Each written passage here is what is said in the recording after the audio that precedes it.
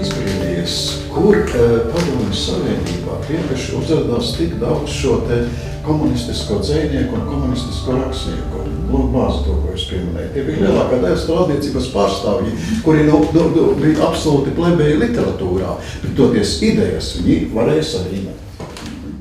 Izglītības izglītības augļi. Jā, runājot par starpkaru Latviju, savukārt laukos agrārā reforma bija atrisinājusies, likvidējot bezzemnieku.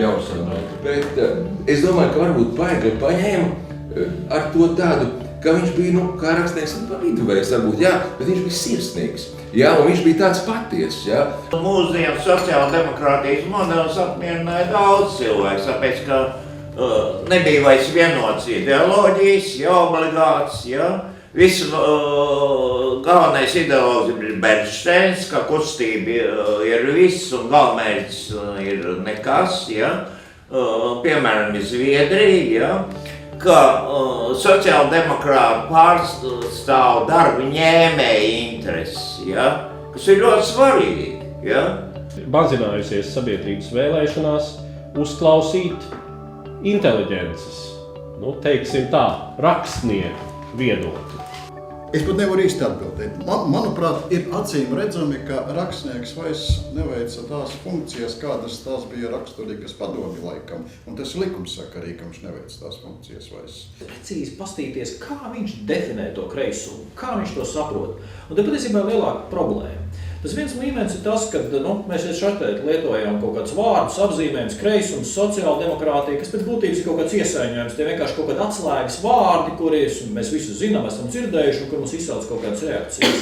Tad jautājums ir, cik labi mēs zinām tās definīcijas, un ja būtu mums tagad jāreflektē un jāsāk atšifrēt, cik lielā mērā, cik dziļi un pamatīgi mēs varētu pateikt, ko mēs ar šiem vārdiem saprotam.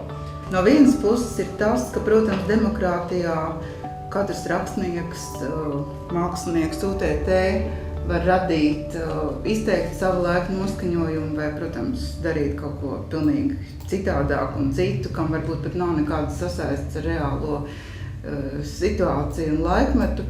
No otras puses, varbūt, ka tieši tas, ka rakstniecībā ļoti reti parādās tautas, noskaņojuma izteikumi arī ir radījuši šo vilšanos, kāda sabiedrībā pastāv attiecībā uz rakstniekiem un rakstniecību, jo tie vairs neizsaka tautas ilgas problēmas. Trūkst tādā kristāli skaidrā, sociāli kritiska romānā.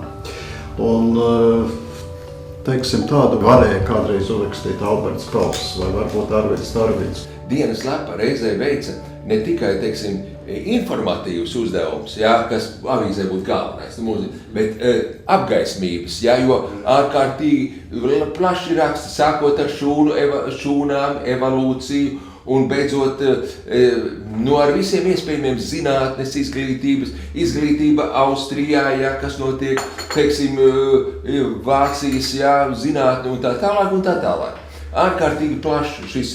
Un vēl viens moments, tas saistās ar to, ko es jau teicu, runājot vispār par šo kreiso ideju un, teiksim, to jaunās strāvas laiku, ka presei, katrā ziņā deva prese, salīdzinot dienas lapu, viņi ir drosmīgāki, daudz viņi ir, teiksim, tāda, nevar teikt radikālāki, bet viņi vairāk atļaujas daudz.